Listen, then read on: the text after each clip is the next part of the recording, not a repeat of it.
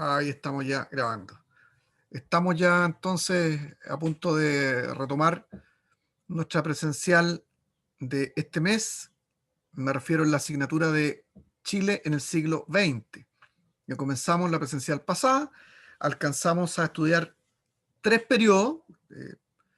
Este estudio lo estamos haciendo de una manera que sea lo más didáctico posible, dado que se trata de la historia. Les recomendé a ustedes que leyeran la historia durante este mes, por lo menos digamos, los periodos que ya analizamos, porque eso iba a ayudar a fijar los aprendizajes. Estamos utilizando un material que se llama Nuestro Siglo, elaborado por Televisión Nacional de Chile, cuando se cumplieron los 100 años del siglo, ¿no? Entonces, hay mucho material gráfico sobre política, cultura, cómo afectaron a Chile procesos de transformación mundial, situaciones de carácter sociopolítico que modificaron no solamente un continente, sino todo el mundo. Me refiero como el caso de la industrialización, las consecuencias de los procesos de migración campo-ciudad, la aparición de nuevas ideologías en torno a la defensa de los trabajadores, como es el socialismo científico, ¿m? Y un montón de situaciones, ¿no? También lo religioso, digamos, la encíclica Rerum Novarum de la Iglesia Católica Romana sobre la doctrina social de la Iglesia, los desafíos que tuvieron los primeros presidentes de Chile, el cambio del régimen presidencial al parlamentarismo y el término del parlamentarismo. Hasta ahí llegamos la clase pasada.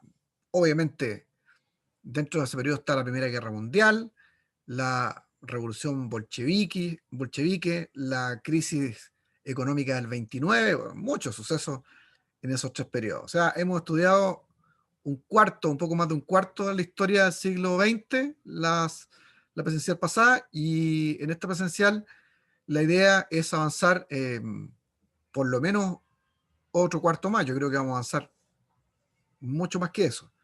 Esa es la esperanza que tengo. Así que continuamos con esta metodología de ver cada uno de estos videos, son 8 en total. Ya llevamos 3, ahora iríamos al número 4. Antes de hacer eso, vamos a hacer un pequeño recuento, echar una miradita a unas diapos. No sé si se las mandé a ustedes me dirán ahí. ¿Les mandé? ¿No? ¿Un resumen? Bueno, se las mando en esta presencial. Vamos a hacer un recuento, vamos a echar una miradita para poder refrescar la mente, lo que ya hemos visto, los procesos que hemos analizado, y luego nos daremos a la tarea de revisar el video número 4. Acuérdense que este presencial el compromiso es, vemos el video in situ y, valga la redundancia, in situ trabajamos resolviendo una guía. ¿Mm? Las guías son personales, hasta aquí las hemos hecho entre todos, pero con el fin de avanzar, veamos cómo nos va saliendo esto de aquí en adelante. ¿Les parece? Así que bueno, voy a compartir pantalla con ustedes para mirar los contenidos que ya abarcamos en los primeros 3 periodos, los primeros 3 decenios del siglo XX. Ustedes me dicen si están viendo.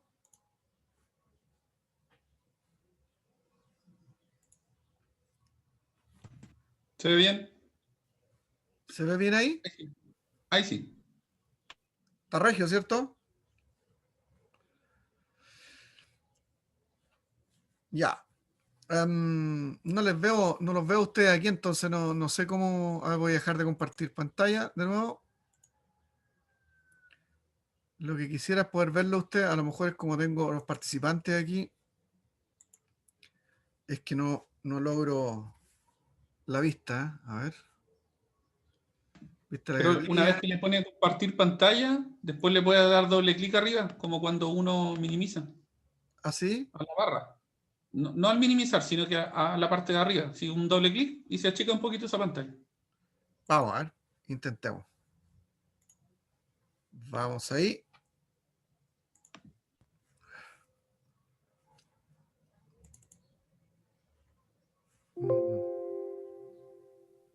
A ver, a ver, a ver. No los veo.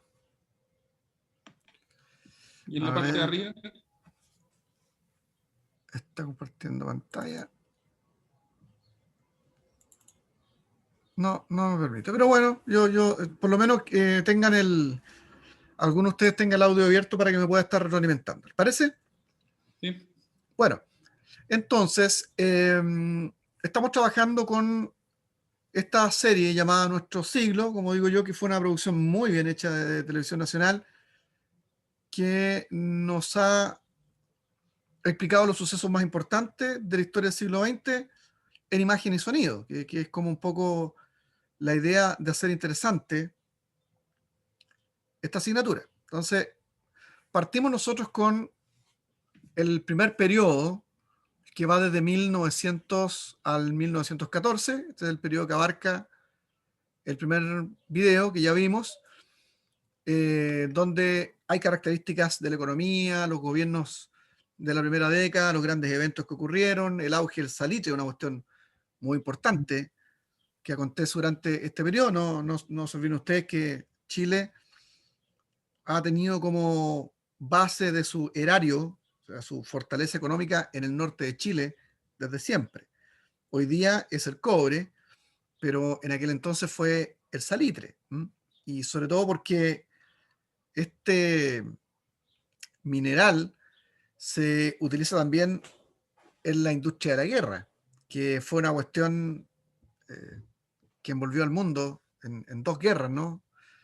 La primera mitad del siglo XX. Entonces, Chile fue un país que se hizo de bastantes bienes económicos gracias a la venta del salitre, aunque también eso lo hizo entrar en la crisis del 29, cuando los, las grandes potencias internacionales comenzaron a utilizar el salitre sintético. Pero ahí está, ¿cierto?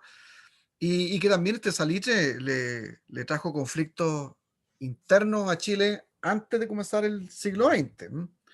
El- la, la revolución del 91 o la guerra civil del 91 tuvo mucho que ver con el salitre en el norte, ¿no? Habían personajes de la élite chilena que eran parte del Congreso, que tenían muchos intereses ahí, y el presidente eh, en aquel entonces, y que se suicidó, ¿no? Producto de esto en Argentina, quiso ocupar las entradas del norte para más obras públicas, y hay todo un tema, ¿no? Que por causa del salitre o los intereses que habían en él, se provoca una de las guerras sangrientas en nuestro país. Y ese es uno de los contextos con que nace el siglo XX, porque va a aparecer el parlamentarismo, ¿no? En reemplazo de un presidencialismo muy fuerte. Por lo menos hasta 1925, que es cuando se cambia la constitución y desaparece este parlamentarismo. Y también en este periodo pudimos ver otro punto importante, el problema social en Chile, lo relacionado al mundo obrero. El problema social era una cuestión asociada a la migración campo-ciudad, ¿sí? El mundo entero está viviendo en torno a la industrialización. Como hay harta pega en las ciudades, se producen migraciones desde el campo por la necesidad de mano de obra, y esto va a traer también una gran cantidad de problemas, po. Malas condiciones, no solamente para trabajar, horas muy mal controladas o un exceso de trabajo, casi nula seguridad social, condiciones de hacinamiento para vivir, van a originar algo muy importante en esta época, que conocemos como la cuestión social. O sea, el hecho de que hay que intentar mejorar la situación del obrero. Y aquí las miradas políticas sobre esta problemática van a jugar un rol muy importante, y es lo que vimos nosotros en ese primer periodo. ¿Eh? Entonces ya ahí podemos ver nosotros cómo pasamos aprendiendo con esos tres primeros, con este primer video de 1900 a 1914. Y básicamente fueron tres los presidentes que participaron de ese primer periodo. Don Germán Riesco, que gobernó de 1901 a 1906, don Pedro Montt, de 1906 a 1910. Pedro Montt encontró la muerte en Alemania, intentó un viaje para mejorar su salud y murió allá.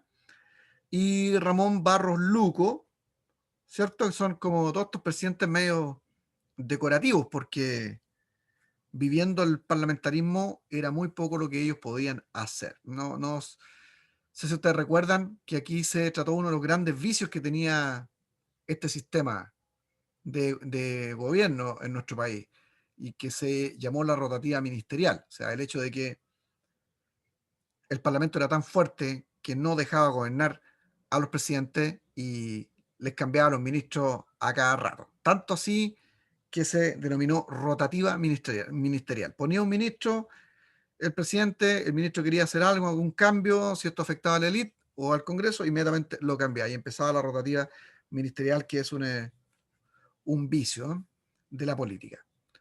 Bueno, es la época, en política es la era del parlamentarismo, ¿ah? Y la filosofía que impera en aquel entonces es el progreso ilimitado del hombre. El humanismo está, pero en su máxime. Este estribillo kantiano, que el hombre es adulto y que no necesita una guianza externa, es la base del pensamiento político de este tiempo. Hay resabios del enciclopedismo y de la ilustración. Entonces, la racionalidad aplicada a la política, o el intento, ¿no?, de aplicarla a toda la vida. Eso es como lo que guía la manera de ver la sociedad de ese entonces.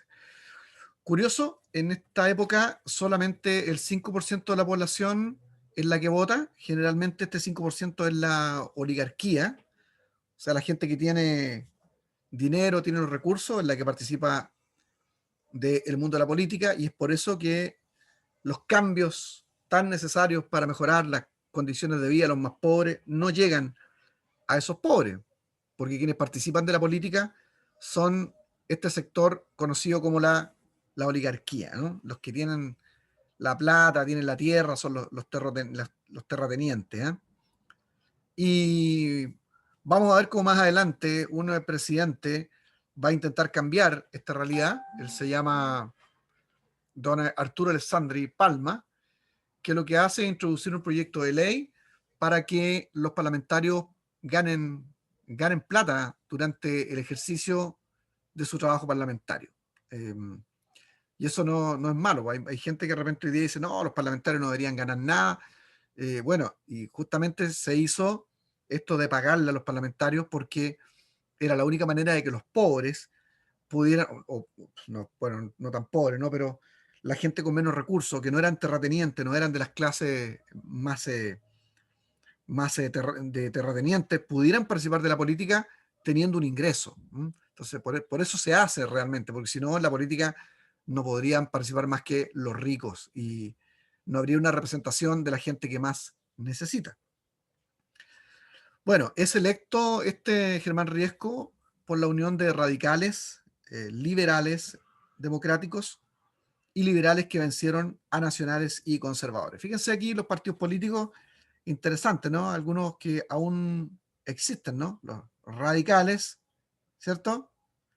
Y los nacionales y conservadores, que hoy pudieran estar un poco más cercanos a lo que nosotros conocemos como RN, ¿eh? De hecho, RN tiene mucho que ver con un partido que existió no hace muchos años atrás, ya, hace tiempo ya, pero no tantazo, ¿no?, que se conoce como el Partido Nacional. Su administración fue una administración de una persona honesta, pero con poca eficacia por este Parlamento más fuerte que el Ejecutivo. En la época del parlamentarismo, aquí mandan los parlamentarios, el presidente es casi decorativo, o sea, el otro lado del péndulo. En el parlamentarismo el presidente tiene pocas facultades de mando, y los ricos concentran el poder y son la clase política. Ahí está don Germán Riesco. En cuanto a obras civiles y avances tecnológicos, en este gobierno vimos la construcción del Palacio de Tribunales de Justicia, el primer tranvía eléctrico, sí, una tremenda novedad. Algo de eso todavía se puede ver en los cascos históricos de las grandes ciudades chilenas que fueron el centro de la atracción, como el caso de Valparaíso, ¿no? Kilómetros de caminos, el tren conecta Chile con Europa, la luz eléctrica se ve una tremenda novedad en ese tiempo y comienza el metro subterráneo y la aparición, por supuesto, del cine. En educación y cultura, el 70% de los chilenos aproximadamente son analfabetos, ¿no? Tremendo analfabetismo. Y la mayoría de la gente es alcohólica, muchísimo alcoholismo en Chile. Respecto a lo religioso, hay un sincretismo, una mezcla del catolicismo romano, que es la religión oficial, con ideas de los pueblos originarios, ¿eh? Que es algo que también ha pasado en toda América Latina. Hay una alta mortalidad infantil. Creo que este video nos presentaba una de las cuestiones re interesantes, ¿no? Que las condiciones de hacinamiento, la falta de higiene en nuestro país a principios del siglo XX era tan alta que era muy fácil que los niños se murieran. Y por ahí una investigación de un fotógrafo extranjero mostraba que mirando los tipos de sepulturas que había en el cementerio de Santiago, se podía inferir que morían, pero en cantidades impresionantes los niños, ¿eh? Y si uno, digamos, compara con la esperanza de vida del que nace, hoy día es increíble, o sea, es más difícil que un niño se muera. Hay ausencia de hospital en ese tiempo, no existen los antibióticos y a nivel internacional existe ya el feminismo. Aquí yo les menciono a Ellen Key, creo que no aparece en este video, me da la impresión, pero Ellen Key es una activista del feminismo de origen sueco que escribe un libro que ha sido base de la educación, ella es feminista, se llama El siglo de los niños, que habla del proceso de inicio de la educación institucionalizada en el mundo, ¿ah? Pero este es un feminismo de primera ola, no un feminismo laborista, un feminismo de tipo sufragista, o sea que las mujeres luchaban por su derecho a trabajar, a estudiar las mismas carreras que los hombres y a poder votar. Esta realidad se va a vivir en Chile recién en la época de los gobiernos radicales, que es lo que vamos a ver justamente en los videos a continuación. En cuanto a sociedad, bueno, el alcantarillado solamente existe en las casas de los ricos y el resto tienen sistemas de acequia, o sea, el agua mezclada con feca y con jabones y con cosas así corre por las calles, ¿eh? Es una sociedad de hacendado inquilino, claro, porque la mayoría de la gente vive en las haciendas y muchos de ellos veíamos en el video que pensaban que lo que era su hacienda podía ser el país, no tenían idea de lo que significa un país, porque muchos de ellos nunca salieron de la hacienda. Más de la mitad de la población vive en el campo, los obreros venían de los campos, la gente común vive en los conventillos, son como famosas piezas redondas que están llenas de infecciones, con un baño para un montón de gente, casi, casi sin agua. Y no existe, por supuesto, la clase media. Existen los ricos y existen los pobres. Aquí yo creo que le he hecho comentario en otra de mis clases a ustedes que la aparición del movimiento protestante evangélico nacional o pentecostal 1909 va a ser vital en este proceso de visualizar a los pobres en las ciudades, a través de la festividad cultica, de la cual habla Harvey Cox. Los pobres se hicieron audibles y los invisibles se hicieron visibles gracias a la pentecostalidad, ¿eh? Esto es lo que no se dice en los libros de historia, pero que hay que empezar a instalar estas realidades. En cuanto a economía, Valparaíso es el primer puerto marítimo del Pacífico Sur y principal centro financiero. Y hay una primera línea telefónica internacional ahí en Valparaíso. El norte salitrero, bueno, es el dueño del erario nacional y lo que era ese terreno del salitre y ese es el terreno de la exportación mundial de cobre. 2/3 de las salitreras estaban en manos de extranjeros en esa época. O sea, dos tercios, imagínense, prácticamente el 75 y tanto por ciento, 76% de las salitreras estaban en manos de los extranjeros. Eso era causa de conflicto, sobre todo para aquellos que luchaban por ideas de nacionalización, y sostienen 20.000 obreros. Todos los chilenos se van a trabajar hacia el norte de Chile. Da el 80% del ingreso económico del país. Muy bien. La legislación se preocupó de reformar la legislación civil penal. Se firma el Tratado de Paz con Bolivia en 1904. Chile ya había habido dos guerras con nuestros países vecinos, ¿no? Y el año 1906 se redacta la ley 1838 para otorgar habitaciones para obreros. Hasta 1925 se demolieron 1.600 conventillos. Lo que decía, o sea, la situación en que vivían los obreros era terriblemente mala, ¿no? De infecciones, de mucha precariedad. Y en esta época comienzan a redactarse las primeras leyes producto de las luchas sociales. Ahí está la de 1838 que otorga habitaciones para los obreros. Y algunos aspectos interesantes del gobierno de Germán Riesco es que él tuvo que enfrentar el terremoto de 1906 que destruyó Valparaíso, que dejó miles de muertos y heridos. Hoy se está hablando que han pasado más de 100 años de este evento y se espera que un gran terremoto debería tocarle pronto a Valparaíso. Luego tenemos a Pedro Montt, en cuanto a política, electo por los nacionales, los radicales y liberales moderados, que superaron a liberales democráticos y liberales. Conservadores votaron libremente por una u otra coalición. Continúa la oposición del Congreso Nacional. Hay cambios sociales en Europa, las huelgas obreras se acrecientan y hay una influencia muy grande del marxismo. El zar segundo en Rusia es muerto en 1907 y se instala un régimen comunista. El Kaiser alemán Guillermo II transforma a Alemania en potencia y quiere hacer caer a Inglaterra. Y se están moviendo los bloques de poder a nivel internacional. Ustedes saben que Inglaterra dominó hasta que entra en escena Estados Unidos al término de la Primera Guerra Mundial, lo que vemos en el segundo video. La huelga en aquel entonces la expresión primaria del pueblo, y por lo menos en Chile hay una grandota cada año. En la etapa de Pedro Montt se vive algo terrible para la memoria de la lucha social en nuestro país. Está la matanza del norte salitero en Iquique, en la escuela de Santa María, en 1907. Una huelga de reivindicación social por la baja del salitre termina con una matanza increíble, donde son asesinados, no se sabe si fueron entre 500 o algunos dicen hasta casi 2.000 obreros que fueron atravesados eh, por las lanzas o los lanceros que ejercían la labor de policía, ¿no? La huelga era por el sistema de ficha. eh, Aquí en este video se nos explicaba que en el norte salitrero se pagaba no con plata, sino se pagaba con ficha, ¿no?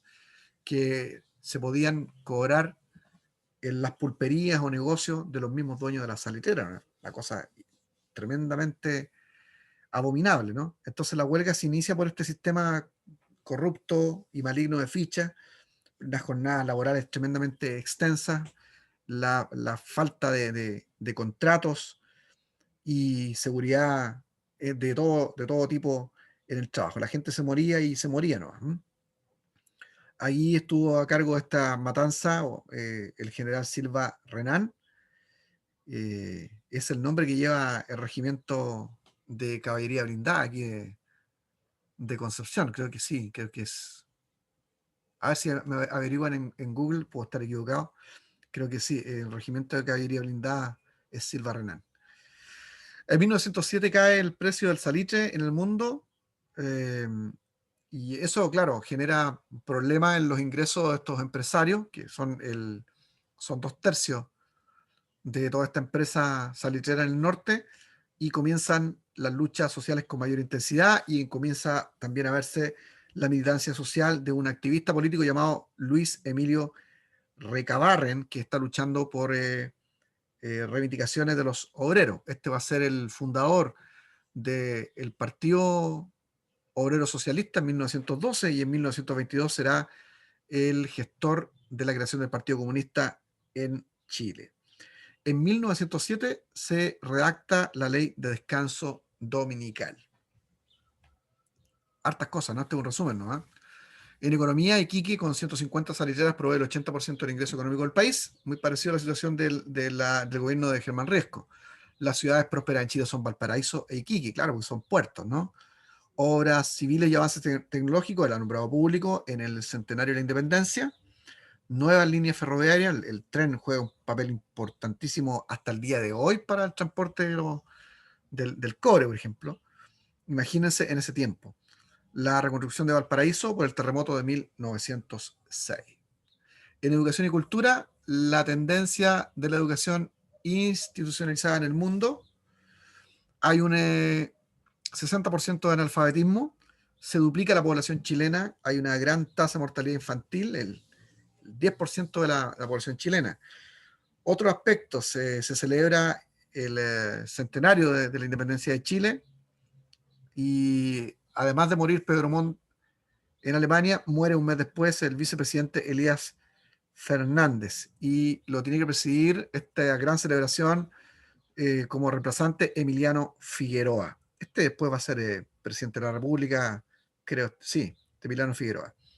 Pedro Montt viajó a Alemania por sus problemas de salud, donde muere en Bremen el año 1910, el 16 de agosto. Y el otro presidente de este periodo, don Ramón Barros Luco, 1910 a 1915, en política, unidos en una convención de liberales, radicales y nacionales, con el beneplácito de los conservadores, eligen sin competidor a Ramón Barros Luco.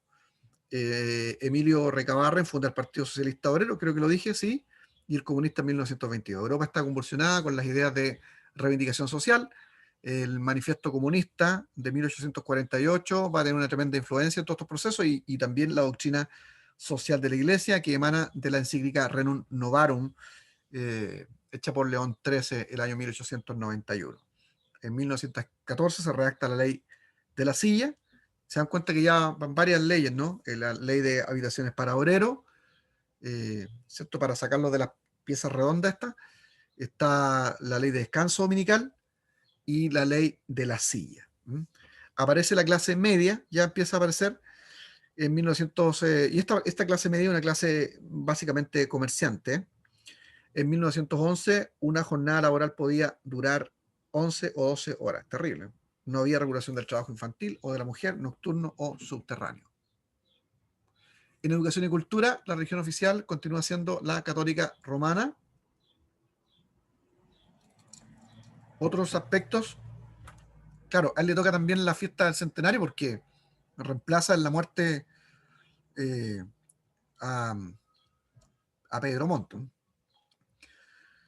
Muere la reina Victoria, cae la moral puritana y se desmorona el imperio.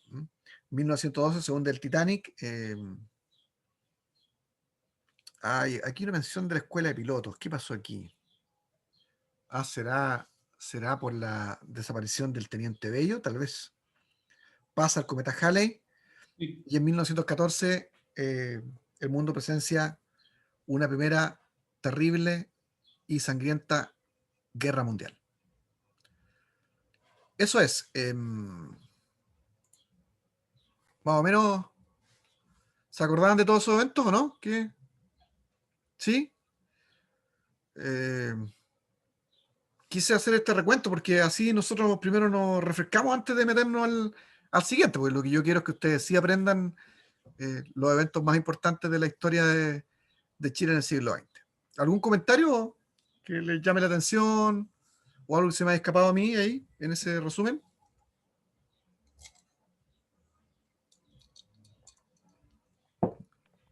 Bueno, con lo último que dijo, el tema de, creo que con respecto al tema de la aviación, César Copeta hace el primer vuelo en suelo chileno. Ah, Por eso perfecto. se le hace el hincapié ahí.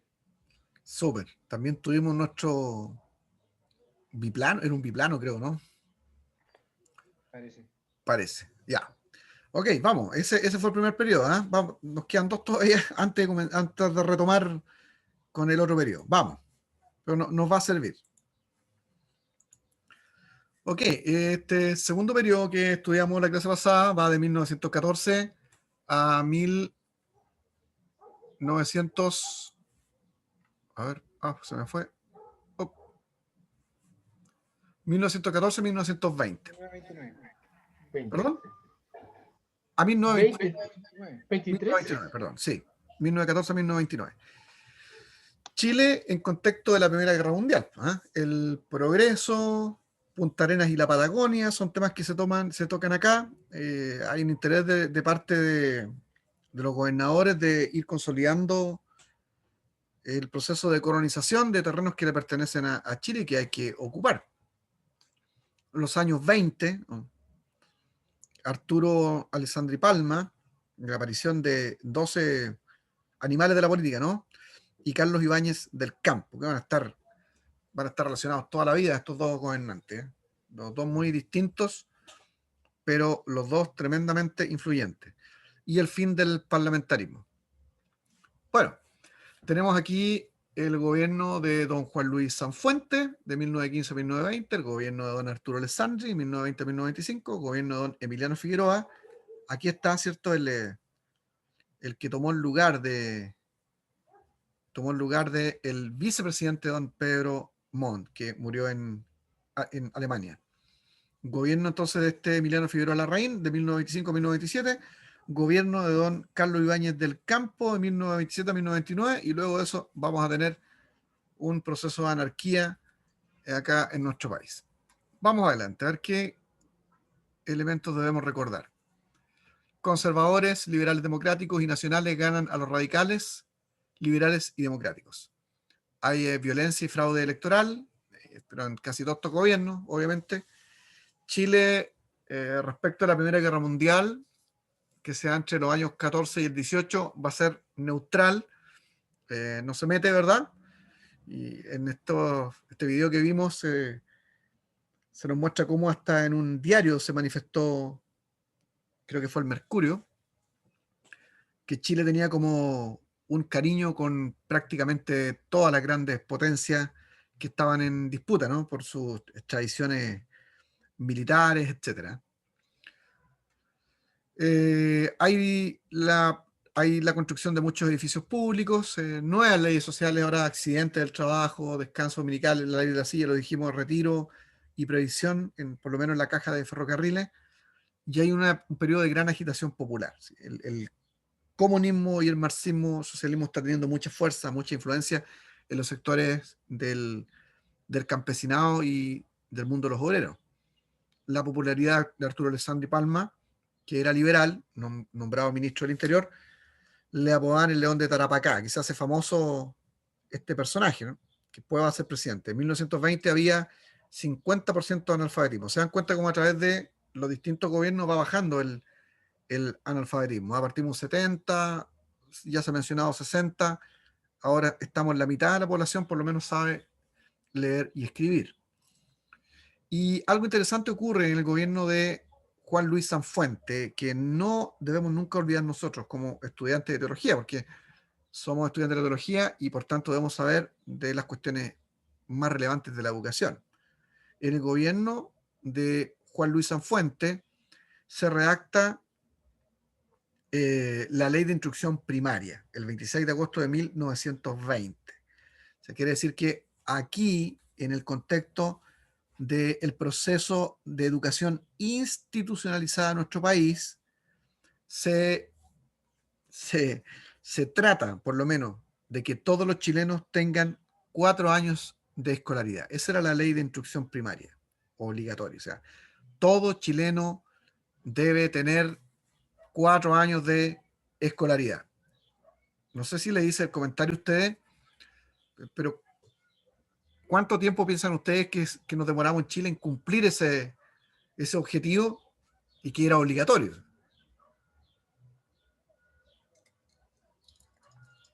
Creo como 40 años, ¿no? 40, 60 años. Por ahí. Con la Exactamente. reforma, profesor, con la reforma de 1965, ahí más o menos se estipuló Claro, la educación como tal. con la reforma del 60. efectivamente, tienen razón Oswald y Pablo.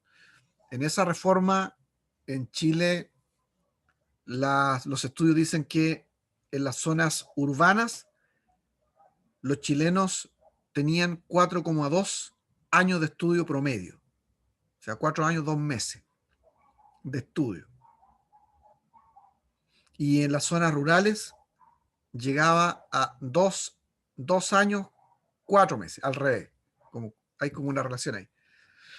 Ahí uno puede aprender los meses fácil, los años y los meses. Entonces, en los sectores rurales como la mitad. Y bueno, esa idea de la instrucción primaria obligatoria de 4 años de estudio obligado se consiguió 40 años después. Y la primera reforma se hace para poder superar ese problema. Los objetivos de esa primera gran reforma de Chile, creo yo que fue el 60, era vencer el problema de la alta deserción escolar, o sea, que los cabros no terminaban de estudiar. Y se colocó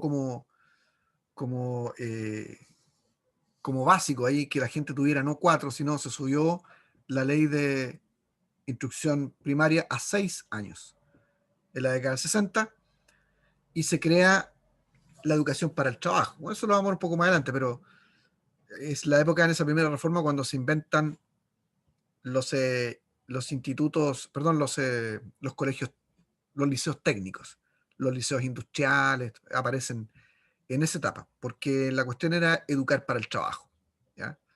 Y eliminar la deserción escolar. Y ahí recién se alcanza ese objetivo de que un chileno por lo menos tenga 4 años, y ahí se sube a 6. Bueno, volvamos allá.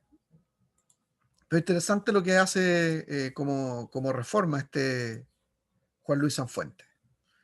Hay huelgas que son organizadas y reprimidas con mucha violencia, por supuesto. Y hay dos nuevas fuerzas sociales cada vez más influyentes: la clase media y el proletariado obrero. Emilio Recabarren funda el Partido Comunista. Este concepto de proletariado es un concepto interesante que a lo mejor es bueno que lo recordemos. ¿A qué les suena a ustedes proletariado? ¿Qué piensan ustedes que es el proletariado? ¿Por qué se le llama así?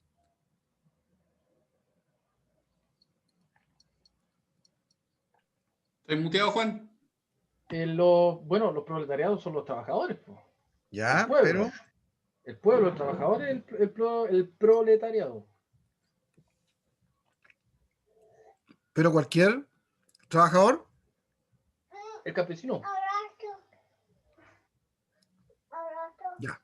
El proletariado es un concepto marxista, es una, ¿cómo podríamos decir? Ya, vamos a decir un concepto. ¿Perdón?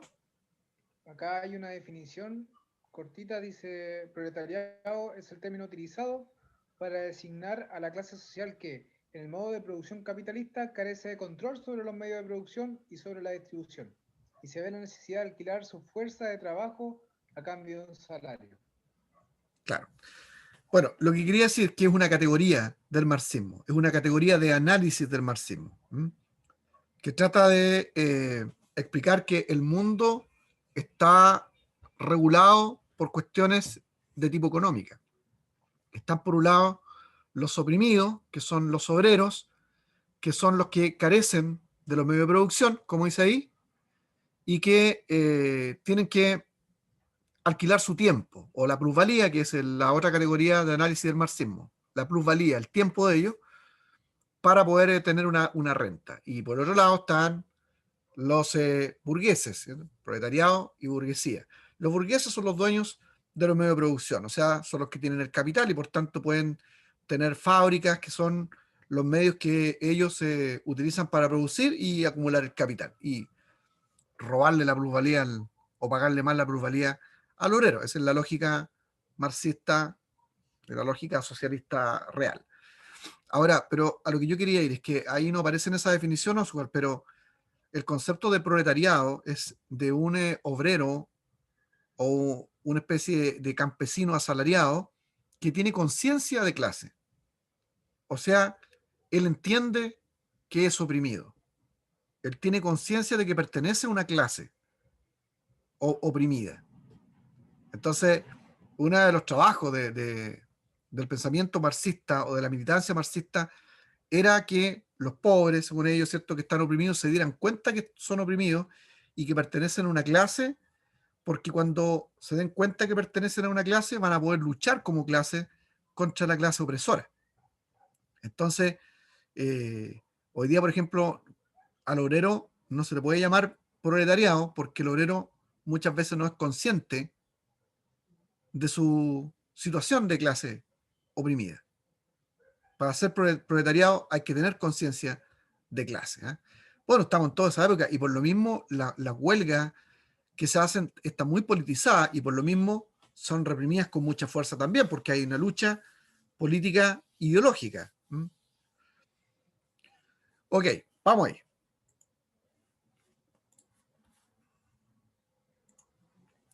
Ya. Entonces, estas son las dos nuevas fuerzas sociales, ¿no? La clase media y el proletariado obrero, y el gran artífice de estas luchas es don Emilio Recabarren, quien funda el Partido Comunista en 1922. Profe, pero el Recabarren no había fundado antes. Ah, no, perdón, el Salvador Sanfuente. ¿Sí? Salvador Sanfuente. Acá tenemos con nosotros ahora a don Arturo Alessandri Palma, que gobierna el siguiente periodo, del 20 al 25. Este es un personaje muy importante, ya lo vimos en la clase pasada. Gana la Alianza Liberal, o sea, radicales, demócratas y parte de los liberales. Venció a la Unión de Conservadores Nacionales, Liberales Democráticos y liberales que llevaban de candidato a Luis Barros Borgoña. El principal obstáculo que tiene este presidente para poder realizar todas sus reformas, los sueños que él tiene, es el Parlamento. El Parlamento manda todo. Imagínense con un presidente que tiene ganas de hacer cambio y que tiene la fuerza, tiene el apoyo popular. Hay la paralización de muchas salitreras y un éxodo hacia el centro del país, porque termina la guerra mundial y hay una crisis muy grande en el norte con el salitre, ¿no? Por la aparición del salitre sintético. A él le toca vivir también una rebelión de los oficiales del ejército el 5 de septiembre de 1924, que se conoce como, ¿se acuerdan? Esta rebelión, que tiene que ver con que los militares entran a la arena política, ya muy notoriamente, el ruido de sable. Muy bien, que ellos llegan a la sesión del Congreso y empiezan a golpear con el sable el suelo porque están aburridos, porque están en la partida más pobre de la repartición de los recursos estatales, no tienen ningún tipo de beneficio y están molestos y se meten en la política estos militares. Y detrás también, obviamente, hay un gigante que luego se va a convertir en presidente, ¿m? Y que va a ser la sombra de don Arturo Alessandri Palma, don Carlos Ibáñez del Campo. ¿Eh?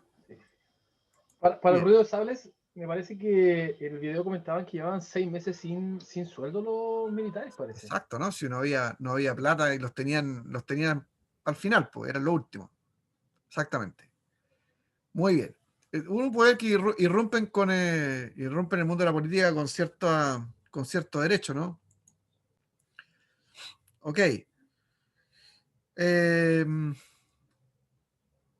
Renuncia Arturo Alessandri, se va al país, los militares disuelven el Congreso, y por eso digo yo que se meten en política, ¿no? Ellos disuelven el Congreso y se toman el país, termina el régimen parlamentario que duró casi 90 años. No tanto, está malo esto aquí. Bueno. Ahí donde los presidentes eran títeres. Claro, exactamente. Hay juntas de gobierno que dirigen al país, hay mucho desorden y confusión. Lo manda a buscar este mismo Carlos Ibáñez del Campo a Arturo Alessandri, regresa triunfante el 30 de marzo del 25, reforma la Constitución en 1925 y establece el régimen presidencial otra vez. Separó la Iglesia del Estado, reformó el sistema electoral, estableciendo el Tribunal Calificador de Elecciones y da más facultades al Poder Judicial. Aquí reforma importante, ¿no? Alessandri renuncia a 2 meses de su término de gobierno por presiones, adivinen de quién, otra vez de su ministro de guerra, el coronel Carlos Ibáñez del Campo, con quien va a estar enlazado toda su vida. Y bueno, 1925, 1927, gobierna don Emiliano Figueroa Larraín. Ya conocíamos a este caballero. Un carácter de poca ambición política, dejó a su antojo al coronel Carlos Ibáñez del Campo. En realidad quien está gobernando detrás de Emiliano Figueroa era Carlos Ibáñez del Campo. Ocurren muchos destierros de políticos destacados, relegó a dirigentes obreros y censuró a la prensa. Hay eliminación de muchos puestos públicos y se crea, algo interesante, la Contraloría General de la República, un órgano muy importante de la administración pública hasta el día de hoy. Ibáñez se puso en mala con el presidente de la Corte Suprema, hermano del presidente Emiliano Figueroa. El presidente se niega a firmar la carta de despido a su hermano y pide permiso, quedando el vicepresidente de la República, don Carlos Ibáñez del Campo. Hace lo que quiere este Carlos Ibáñez del Campo, aparte está muy joven, tiene mucha fuerza, es un gran líder. Renunciado Emiliano Figueroa, Ibáñez llama... Profe, le decían el caballo a Carlos Ibáñez del Campo. El caballo, y a Sí. al Arturo Alessandri le decían el león, ¿eh? El caballo y el león sí. siempre disputándose Sí. el poder en el país.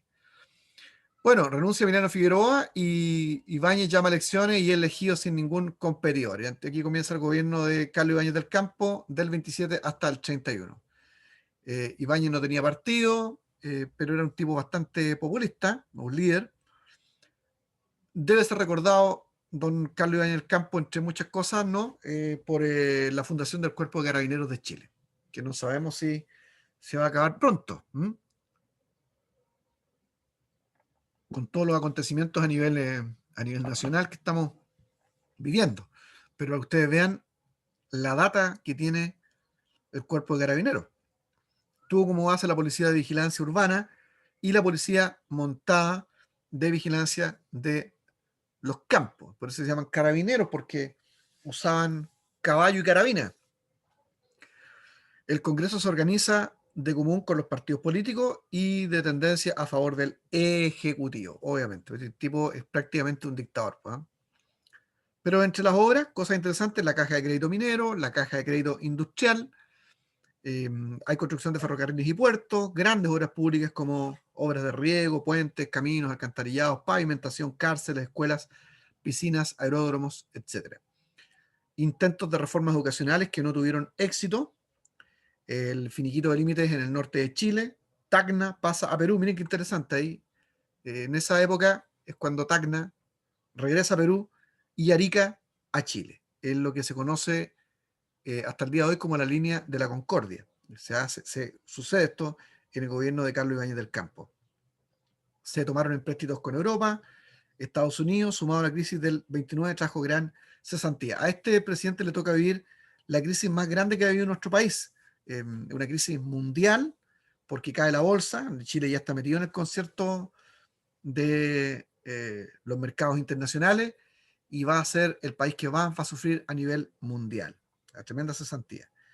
Hay choques entre universitarios con la fuerza pública, muchas víctimas en esta dictadura. En los funerales de las mismas fue asesinado un profesor universitario. Ibáñez renuncia por las presiones de la gente y, como ocurría con los presidentes en aquel entonces, se va del país y queda una especie de gran desorden y anarquía. Aquí se van a suceder varios gobiernos, ¿eh? Es un periodo de mucha anarquía. Muy bien, y hasta aquí llegamos nosotros la clase pasada, ¿no? ¿O no? ¿Estoy equivocado? No, pues vimos este periodo. Vimos el tercero. ¿Lo Sí. vimos, cierto? Sí, sí. Sí. Ya, vamos. El periodo este va de 1930 a 1938. Fíjense que no abarca muchos años, pero es un periodo muy importante. Es la crisis económica del 29, la vida turística y el deporte se ve acá, y ya en Chile se empieza a ver relacionado a los mundiales, etcétera, y el voto de la mujer. Ahora el feminismo de primera generación tiene éxito y vemos a las mujeres votando por lo menos en las elecciones de carácter más territoriales.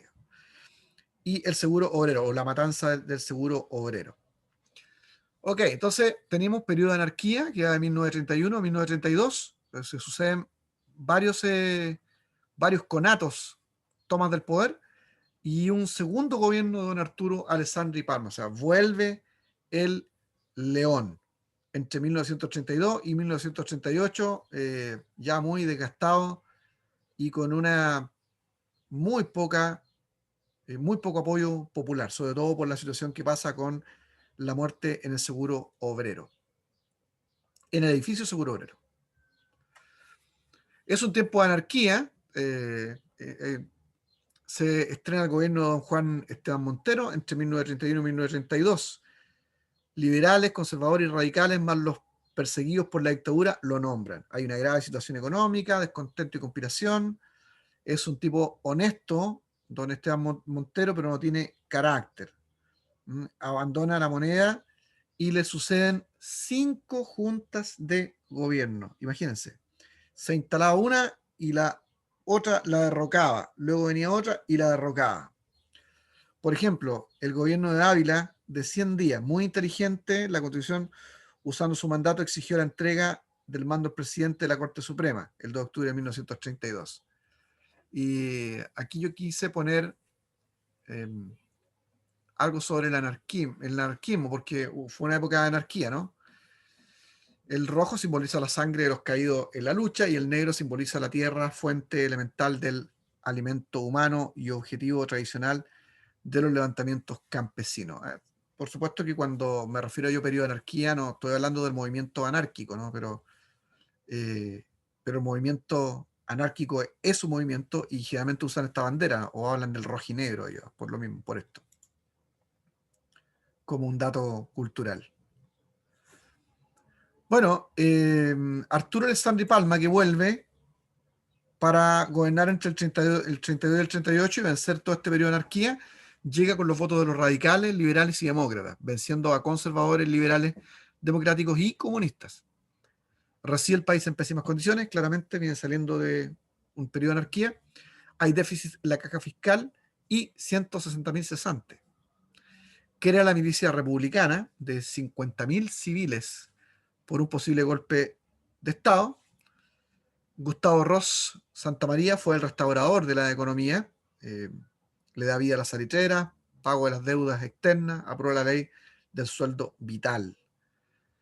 La ley de medicina preventiva, con su ministro, el doctor Eduardo Cruz Coque, se construye el barrio cívico, que mejoró el centro de Santiago, se construye el Estadio Nacional, caminos, puentes y ferrocarriles. Se dan cuenta que son periodos de presidentes que están muy interesados en las obras públicas, de tal manera que sí están cerca de la gente. El tono de su gobierno es de derechista o tradicional. En la derecha están los conservadores, liberales y el Partido Agrario, y en la izquierda están los radicales, los comunistas y los socialistas. Miren qué interesante esta alianza que continúa hasta el día de hoy, ¿no? Radicales, comunistas y socialistas muy, muy hacia la izquierda. Se exaltan los jóvenes ibañistas organizados en el partido nazi. Eso es algo que fue muy curioso en el video anterior. Se toman el edificio del Seguro Obrero frente al Palacio de la Moneda, esperaban el apoyo del ejército. Cuando se rindieron fueron fusilados y esta cuestión ya lo dejó pero completamente desmejorado en el apoyo. Arturo Alessandri Palma, él inventa que los jóvenes estos se acribillaron entre ellos, lo que es una tontera, por supuesto, ¿no? Y termina muy, muy mal parado este presidente en su segundo periodo ya. Los partidos políticos, al finalizar la década de 1930, está el Partido Conservador. Un segundo, quiero ver que no se me esté agotando aquí el... Estamos bien. El Partido Conservador, que es una expresión política del catolicismo, se fraccionó internamente entre la tendencia tradicional, que defendía fundamentalmente los intereses de la clase terrateniente, o sea, de los ricos, y la juventud o la falange. Aquí empieza a surgir lo que nosotros vamos a conocer como una democracia cristiana, de una facción de los conservadores católicos romanos, que están a favor de los ricos, surge un grupo que es más popular. De ahí va a surgir la Juventud o la Falange Nacional, de la cual aparece la democracia cristiana, que inspirada en las encíclicas papales, sobre todo en la Rerum Novarum, la doctrina social de la Iglesia, adoptó una posición de corte social cristiano, luchando por una transformación de la sociedad a través de la erradicación de la pobreza. Se dan cuenta que esta es una cuestión que también tiene un carácter internacional. El movimiento demócrata cristiano o la democracia cristiana siempre han estado ligadas más hacia la derecha, pero aquí en este país ha tenido una militancia más de centro izquierda, siempre. Es una rareza en la política de nuestro país, porque ellos vienen claramente de los sectores conservadores, o sea, podrían estar más cerca la democracia cristiana a nivel latinoamericano a lo que hoy es Renovación Nacional. Pero aquí en Chile ha tenido una militancia más hacia la centroizquierda. Pero vienen de este movimiento más de apoyo católico romano a lo terrateniente, digamos. Ya, pero este grupo es más social, y por eso probablemente vira más hacia la centroizquierda. Luego está el Partido Liberal. Mantuvo como baluarte los preceptos liberales que abogaban por el resguardo del orden público y la propiedad privada, en ese sentido liberal. Su actuación política perdió protagonismo, debiendo realizar permanentemente alianzas con aquellos partidos que concitaban un apoyo mayor, conservadores y radicales. El Partido Radical no rechazaba el liberalismo político, pero sí puso en duda la eficacia del sistema de libre mercado. O sea, hasta el día de hoy, O sea, el Partido Radical siempre defiende todas las libertades, pues son humanistas, muchos de ellos son masones, pero siempre pone en tela de juicio el sistema de libre mercado y por eso tiende a estar siempre en el péndulo hacia la izquierda. Propiciaba una postura de carácter estatista, eso es lo que lo hace más cercano al socialismo, en la cual la conducción económica y social debería radicar en el Estado, de manera de impulsar la industrialización con solidaridad social, lo que va a ser su primer presidente, don Pedro Aguirre Cerda, que viene en el video a continuación, para ver cómo él va a fundar la Corfo, la Corporación de Fomento para industrializar el país, que era la gran idea que siempre tuvieron los radicales, con un Estado que fuera firme y controlador de la economía. Alcanzó la primera magistratura en el año 1938, manteniéndose en ella por 14 años consecutivos. Sí, se refiere a que el Partido Radical va a tener presidentes desde 1938 en adelante por 14 años. Se va a tener tres presidentes radicales. Claro, exactamente. Ya. El Partido Comunista, que adhirió a la Tercera Internacional Comunista, liderada por la Unión de Repúblicas Soviéticas Socialistas, adoptando disciplinariamente las políticas dictadas por ella. Hasta 1935 sostuvo un planteamiento revolucionario, concibiéndose a sí mismo como la vanguardia única del proletariado. ¿Sí? Ellos son los dueños de interpretar al pueblo. Dado el avance de las corrientes fascistas en el mundo, la Tercera Internacional optó por el establecimiento de alianzas con sectores más moderados con el fin de frenar el ascenso de aquellas, hecho que se manifestó en la confrontación de los frentes populares y alianzas multipartidistas que caracterizan el actuar del partido en ese nuevo periodo, que lo vimos nosotros aquí en Chile muy fuerte en la década del 60 del 70, consolidándose lo que nosotros conocemos como la unidad popular. Y estas cuestiones están volviendo hoy día. El Movimiento Nacional Socialista, fundado en 1932, postuló la lucha contra el comunismo, el capitalismo y la hegemonía de la oligarquía. Esta escena nacional socialista que está enojado con el capitalismo que no ha funcionado, pues, lo que evidenció la crisis del 29, y está en contra del comunismo también. O sea, que tiende este movimiento nacional socialista a un fuerte resguardo de lo nacional, con un ingrediente muy, muy peligroso de racismo, o sea, de la raza superior, sobre todo en Alemania. Elementos que habrían desembocado, según su planteamiento, en una situación de decadencia nacional, adhirieron al corporativismo fascista con un fuerte carácter nacionalista, el que concebía la sociedad desde una perspectiva orgánica sustentada en la acción de los sectores vivos de la sociedad. De allí que se propiciara la formación gremial en desmedro de la política partidista. Uno de sus principales líderes fue el abogado Jorge González von Marés. El Partido Demócrata, representante de los sectores trabajadores hasta los primeros años del siglo XX, fue desplazado por los partidos comunistas y socialistas. Y el Partido Socialista emergió en 1933 de la fusión de corrientes de diverso origen, sectores que venían de la masonería, la socialdemocracia, el anarquismo y el marxismo. Tomen nota nomás, chiquillos. Formados por la masonería, la socialdemocracia, el anarquismo y el marxismo. Se definió como un partido representante de los trabajadores, incluyendo en ellos no solo al proletariado, sino también a los sectores medios. Su propuesta política se basaba en la acción interventora del Estado, parecido a los radicales, ¿no? La nacionalización de las empresas productivas y la expropiación de los latifundios, que ha caracterizado al Partido Socialista y al Partido Comunista. El Partido Socialista adoptó un claro sentido latinoamericanista frente al avance imperialista de Estados Unidos. Ok, ahí estamos. Ahí me están viendo, ¿cierto? ¿Dejé de compartir pantalla? Sí, correcto. Sí. Ya. ¿Qué les parece?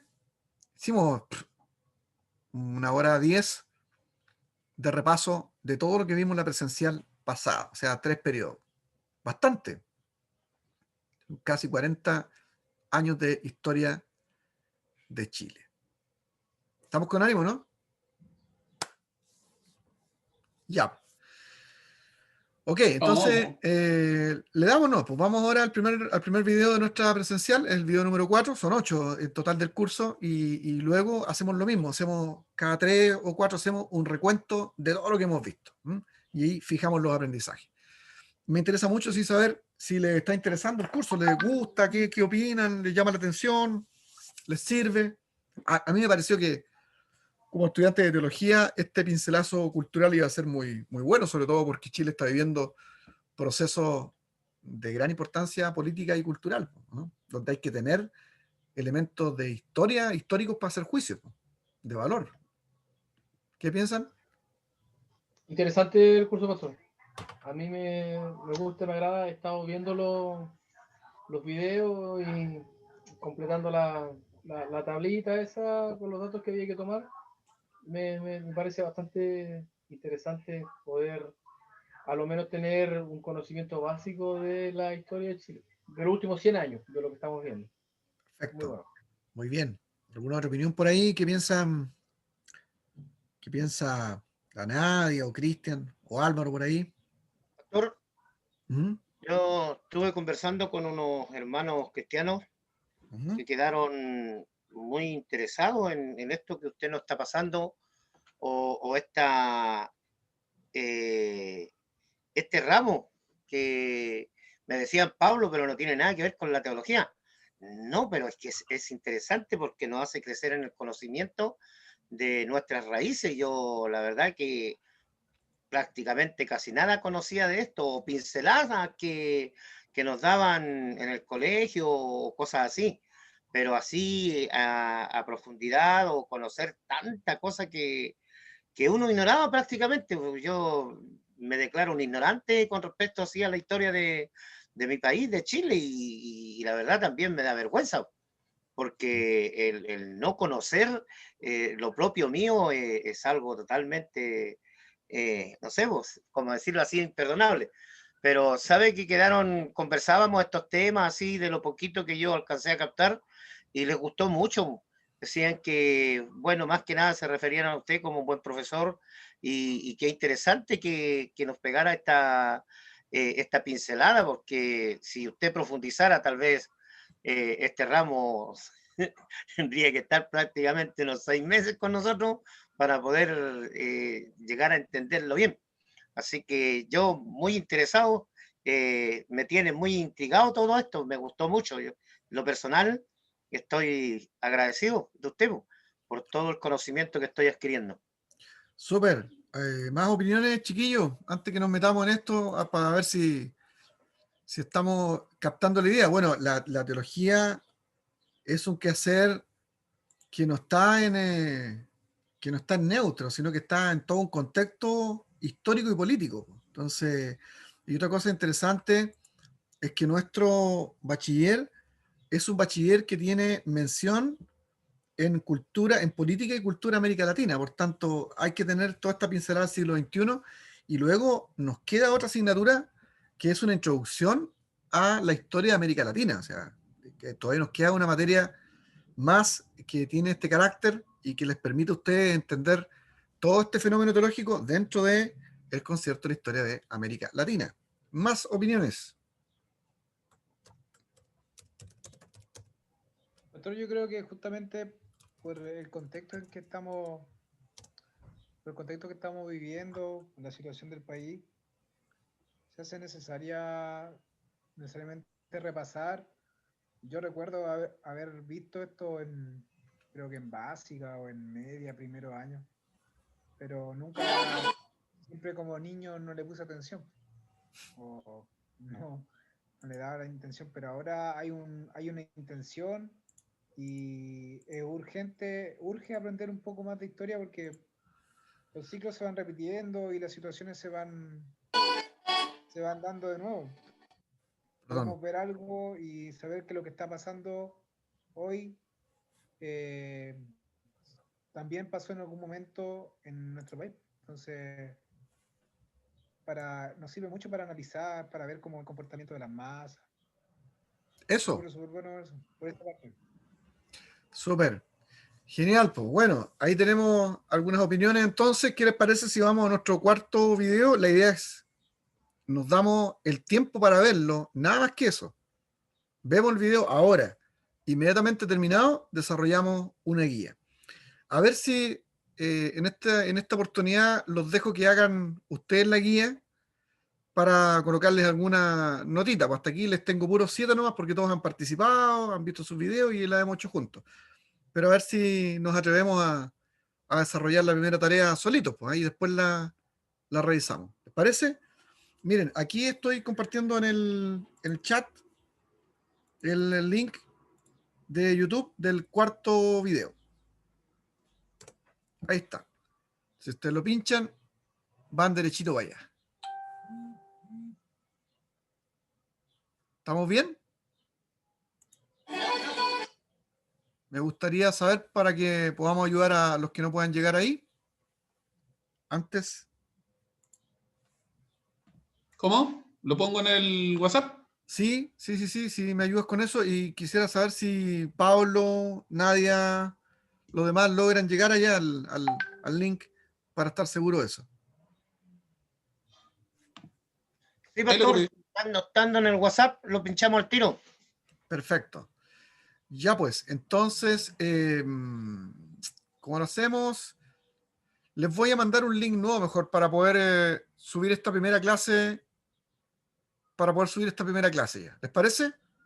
Entonces les mando un link nuevo al WhatsApp para que nos volvamos a encontrar después de que ustedes vean el video y podamos compartirlo. Pero sí quiero saber cuánto tiempo tiene este video. A ver. 1 hora, 58 minutos. 1 hora. Saquemos la cuenta entonces. A ver. Son las 17 a las... Miren. Hagamos lo siguiente. 17,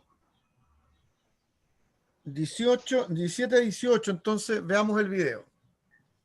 Luego de eso, ustedes responden inmediatamente el test. Se los voy a pasar al tiro mejor para que lo vayan contestando. Mírenlo antes primero el test. Lean el test antes para que vean qué es lo que se les pregunta más o menos. Y luego de eso, ven el video y empiezan ahí a tiquear, a buscar y a responder. Entonces nos juntaríamos 6:30, 6:45, para que tengan tiempo de tomarse un café. Entonces, pero ojo, tienen tiempo para ver el video, para contestar el test y tomar un café. 15 minutos, o sea, es así. 1 hora el video, no van a ocupar menos tiempo que eso, porque eso es lo que dura. Es media hora para contestar todo y 15 minutos para tomarse un café. Con un sanguchito, están en la casa, están al lado de la cocina, así que no hay problema. No tienen que salir a comprar nada. Y 6:45 nos juntamos para revisar y seguir adelante. ¿Les parece? Ok. Entonces les mando en este momento el archivo. Aquí voy a ponerlo al tiro. Voy aquí a mi ordenador. Ordenador, dije como los españoles, que dicen ordenador. Doctor, ¿cómo lo vamos a hacer con la evaluación? Porque, por ejemplo, yo ahora, justo ayer se me acabó la tinta de mi impresora, entonces no puedo imprimirlo y descargarlo. Entonces tampoco es como Mira, un Word autocompletable. súper fácil, porque como tú tienes que ir poniendo los números al lado, porque igual que los test de relaciones, si tú vas colocando en un papel que la primera era el número 23, ¿me entiendes? Haciendo la rayita y le vas colocando el número arriba. Y eso le mandáis una foto. ¡Pum! Okay. Fácil. Ya. Test video 4. Ahí está. A ver, ustedes me dicen si lo recibieron. Y Eduardo me ayuda mandándolo al WhatsApp para que lo pueda pinchar Pablo o los demás. ¿Está? Sí. Súper. Ya, pues. Entonces les mando un link nuevo, 1/4 para las 7. ¿Estamos? Ok. Bendiciones y nos estamos viendo pronto. Aprovechen el tiempo. Chao.